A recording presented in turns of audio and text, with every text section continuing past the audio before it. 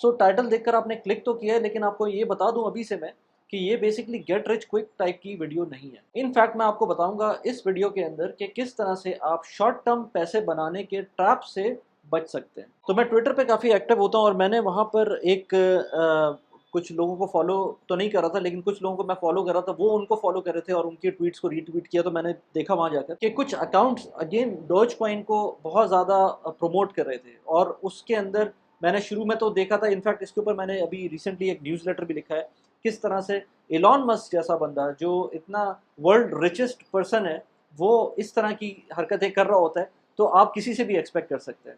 Elon Musk बहुत ज़्यादा push करता है डूज कॉइन को। इनफैक्ट एलॉन मस्क की जो पास्ट हिस्ट्री रही है उसके अंदर वो पंप एंड डंप करता है डिफरेंट चीज़ों को। इनफैक्ट उसने अपनी कंपनी के साथ, टेस्ला के साथ ही बहुत दफ़ा अप एंड डाउन किया है। उसके अंदर उसको इनफैक्ट एसईसी ने चार्ज भी किया था कि उसने इनसाइडर, एक तरह की इनसाइडर ट्रेडिंग की थी। एक तरह से उसने इन्फ्लुएंस किया था लोगों को और ये कहा था कि मैं टेस्ला के शेयर्स, मुझे लगता है ओवर वैल्यूड है। उसके बाद उस शेयर की वैल्यू नीचे चली गई थी और गॉड नोज के हुआ क्या था पीछे, ये किसी को नहीं पता। इसलिए इसी तरह से बहुत दफ़ा ऐसा हुआ है कि शेयर्स की प्राइस ऊपर चली गई है। इसी तरह से डोज कॉइन को उसने बहुत ज़्यादा प्रमोट किया पहले। डोज कॉइन बेसिकली, अगर आपको नहीं पता तो क्रिप्टो करेंसी का एक कॉइन है, और उस जैसे बिटकॉइन है, जैसे इथीरियम है, इस तरह के मल्टीपल और कॉइन्स हैं। उसी तरह का एक मीम कॉइन है।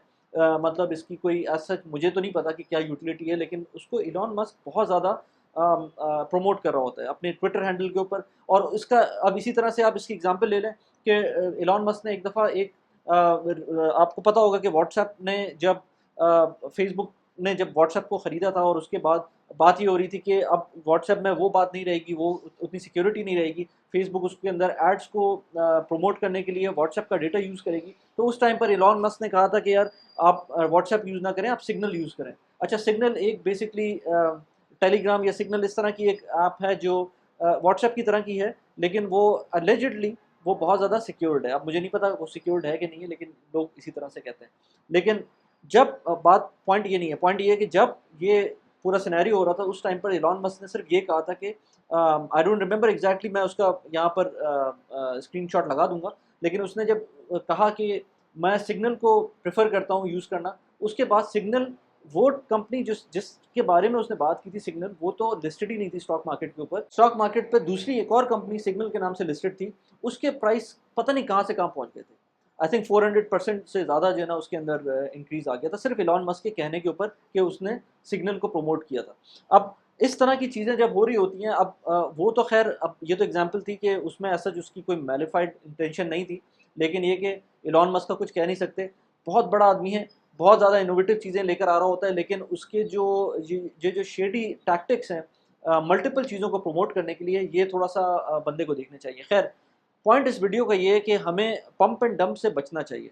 अब इलॉन मस्क के कहने के ऊपर अगर आप ट्विटर फॉलो करें ना, मेरा ट्विटर फॉलो करें, तो मैंने आपको ये जिस टाइम पर ये डूज कॉइन ऊपर जाना शुरू हुआ था, उसी टाइम पर मैंने कहा था कि ये पंप एंड डंप है। क्योंकि बहुत सारे जो उसके करीबी लोग थे, ये कह लें कि इलॉन मस्क के, वो भी डूज कॉइन को अगेन प्रमोट कर रहे थे। और इलॉन मस्क ने खुद मल्टीपल टाइम्स, मल्टीपल ट्वीट्स के अंदर उसको रेफरेंस दिया कि डूज कॉइन को हम एक्सेप्ट करेंगे ट्विटर के ऊपर। अच्छा, ट्विटर बाय द वे एक अलग ही कहानी है। ट्विटर को इलॉन मस्क ने ख़रीदा और उसके बाद उसको अब फीलिंग आ रही है, या लोग उसको बोल रहे हैं, या उसको पता है कि उसने कुछ एक्स्ट्रा पैसे दे दिए हैं। 40 आई थिंक 42 बिलियन की ट्रांजैक्शन थी, उसको ये लग रहा है कि 20 बिलियन एक्स्ट्रा उसने पे किए हैं, क्योंकि उस पर बॉट्स काम कर रहे हैं और पता नहीं क्या क्या।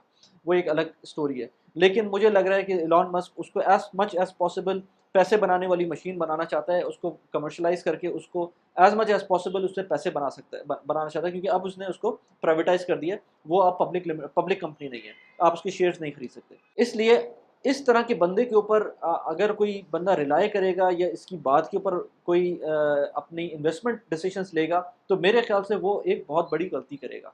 इसीलिए ना सिर्फ एलॉन मस्क, बल्कि कोई भी जो इस तरह की अथॉरिटी रखता हो, मैं उस पॉइंट पर आता हूँ कि आपको बेसिकली अपनी इन्वेस्टमेंट का पता आना चाहिए खुद। वो कहते हैं ना कि don't become fuel to others fire, यानी कि आप दूसरों की जो आग लगी हुई है उसके अंदर खुद फ्यूल ना बने उसको बढ़ाने के लिए। तो बेसिकली आपको हर सूरत में वो चीज़ करनी चाहिए जिसका आपको पता हो, या वो इन्वेस्टमेंट करनी चाहिए जिसका आपको पता हो। आप सिर्फ और सिर्फ कहानियों की बेसिस के ऊपर, सिर्फ और सिर्फ न्यूज़ की बेसिस के ऊपर, सिर्फ और सिर्फ सिग्नल्स की बेसिस के ऊपर अगर इन्वेस्टमेंट करेंगे, तो वो अच्छी भी हो सकती हैं, बुरी भी हो सकती हैं। आप सोचें अगर कोई डोज कॉइन के ऊपर अगर सिर्फ इस सिग्नल के ऊपर जब इनिशियल हुआ था, ये बात हुई थी आई थिंक अक्टूबर के एंड में, कोई 26-27 अक्टूबर के अराउंड 2022 के अंदर ये बात हुई थी। तो उस टाइम से लेकर डोज कॉइन जो मैं आज वीडियो बना रहा हूँ ऑलमोस्ट कोई डबल से भी ज़्यादा की प्राइस हो चुकी है उसकी।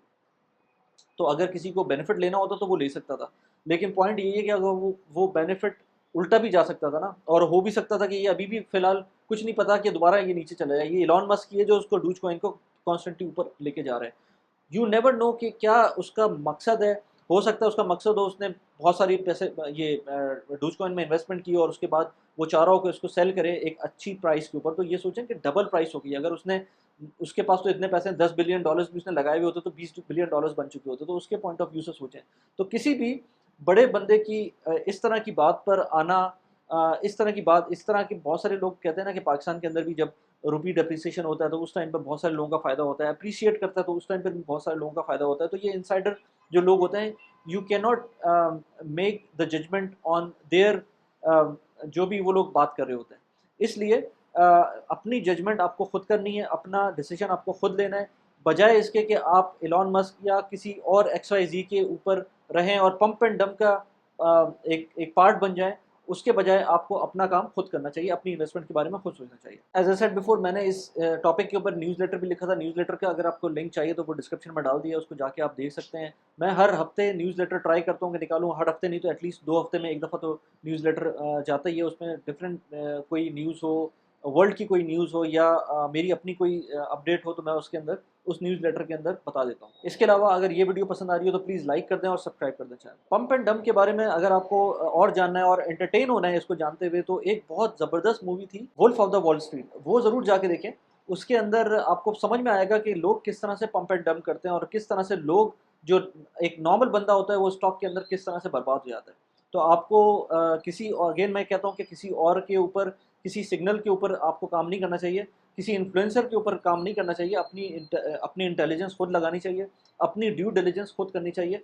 खुद आपको थोड़ा सा नुक्स हर चीज़ में स्लोली एंड ग्रेजुअली चलें, ज़्यादा जल्दी का काम ना करें। जब स्लोली एंड ग्रेजुअली चलेंगे तो आपको वो सीखने को मिलेगा।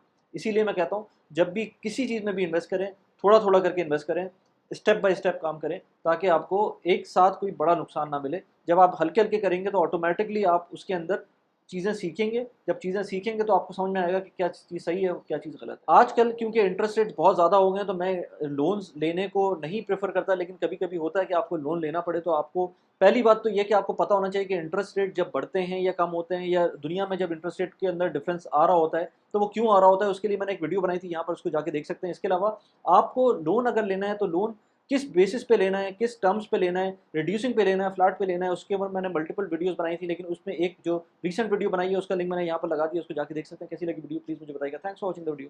Bye bye.